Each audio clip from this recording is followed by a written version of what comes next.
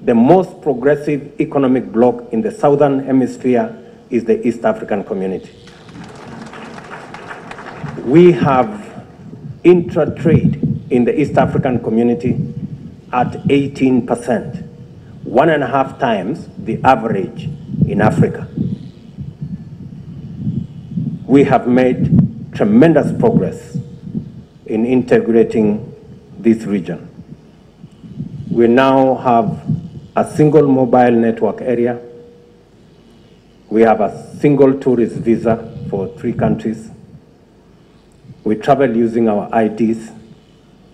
Students in this region pay their school fees in local currency, and on and on and on. But, Your Excellency, as East Africans, we are concerned that that progress is being undermined in some way by actions that we keep seeing relapsing.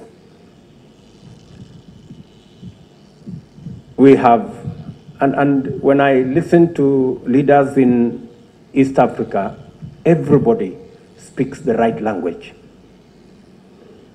I don't know what the problem is, because we all speak the right language. We know what we must do. We know what is right, but we don't do that which is right. Because we still have incidences, for example, of cattle from one country being auctioned in another country because they cross the border. Or we have chicken being banned in one country because they crossed from another country. Or we have a border in one country being blocked by another country in East Africa. Really? You know, that makes us really concerned. We should actually be thinking of how to eliminate work permits. We should be thinking of how to integrate this continent, this region better.